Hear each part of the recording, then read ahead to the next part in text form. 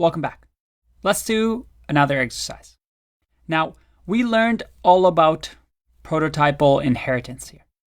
So based on what you know, plus all the things that we've learned in the past, like the this keyword, using all that knowledge, I have two questions here that I'm going to warn you are a little bit difficult.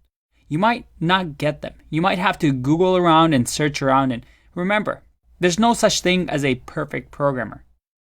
We can know everything, so use Google if you need to. And especially the last one is pretty tough, so you can always come back to it. But give it a go, and in the next video, I'll show you how we solve these problems.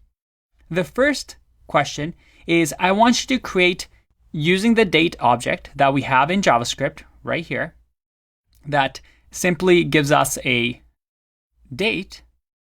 I want you to add a new method onto this constructor, this date constructor, that is called last year.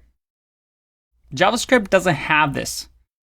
If I run this code, I get last year is not a function because, well, that's not a thing.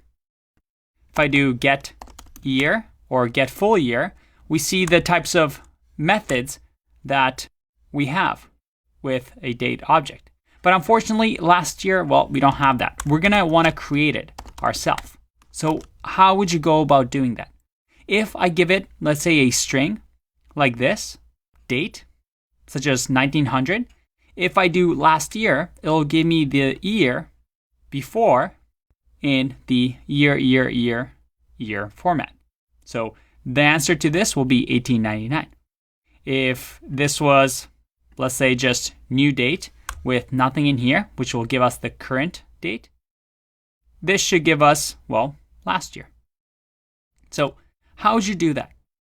And then the second part, and this is the bonus one, how can we modify the map method that we have on arrays to print an actual map emoji at the end of each item?